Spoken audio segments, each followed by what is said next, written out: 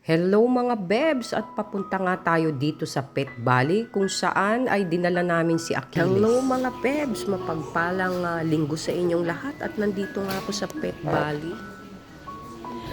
Nandito ako dahil ikinalulungkot kong ibalita sa inyo na si Achilles ay wala na. Nag-pass away siya kahapon mga bebs ng umaga. Pagkagising namin ay wala na siyang buhay. Kaya naman napag-decide namin na dito namin siya dalhin sa Pet Valley para i-cremate. So ngayon nandito ako para kunin ang kanyang remains at iuwi namin sa bahay.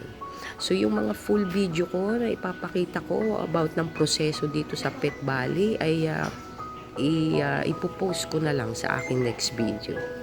At eto na nga yung kanyang mga remains, mga bebs. Meron siyang yung binunot ng ngipin, balahibo at itong kanyang abo.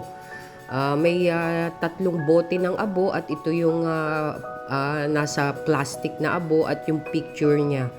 At ayan, nalulungkot ako talaga at nabigla rin kami sa pangyayari mga bebs at hindi namin naagapan si Achilles. Yan yung last video namin sa kanya. At yung sakit naman niya is parang silent killer mga bebs. So, bye-bye Achilles. Mahal na mahal ka namin. We will miss you. Thank you for the love at sa kasiyahang ibinigay mo sa amin.